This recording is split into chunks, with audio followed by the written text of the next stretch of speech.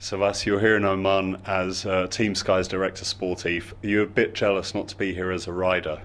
Yeah, I was riding here once in 2010, and yeah, the weather is perfect. Normally there's not too much wind.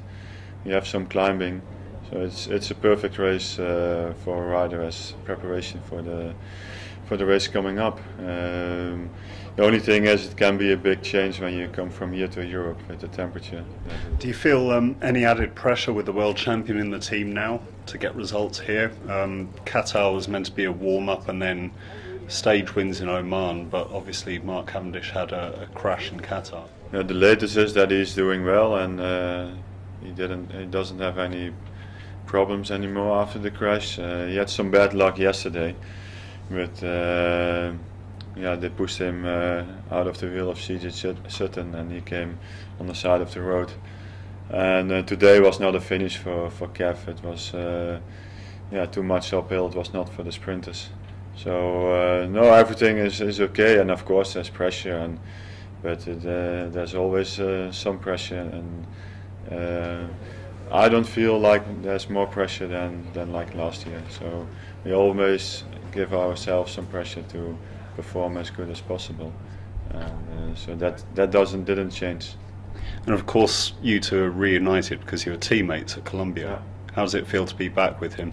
Yeah, for me, I'm really happy about it. I was really happy when you signed with the team, and I have a different role now. But I was riding with him for 2 years in Colombia and in T-Mobile, so I was sharing rooms sometimes. So in the beginning it was it's a bit strange also. You know, it's not he's another rider at the moment. When I left the team, he started being a big name like he is now. So he changed, I changed because I have a different role. So it was in the beginning but it was a bit strange for both maybe, but still I was really happy, and I hope he's happy as well. Well, what do you think's changed most about him since those Columbia days? I think he's a big name now, so the expectations are different from the outside world.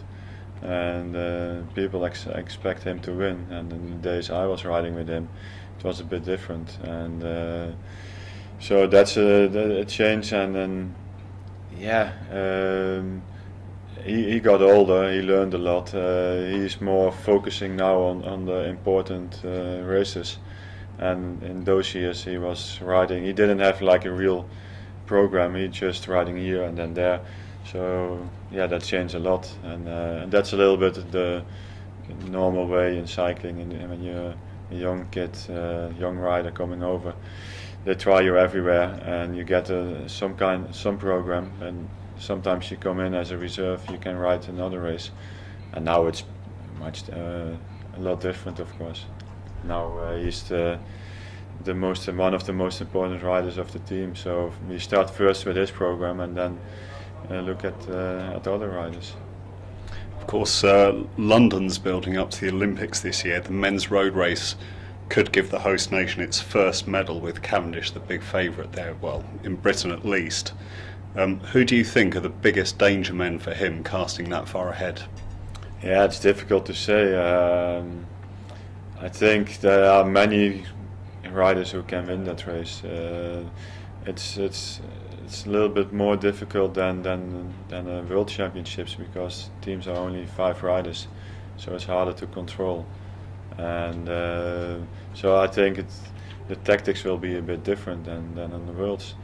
And there's many riders who can be there in the final. If it's when there's a sprint, then Kev is he has the most chance to win it, of course. But it all depends on how the tactics will be from the others, how hard the race will be, what's the weather. There's so many things what can change the result.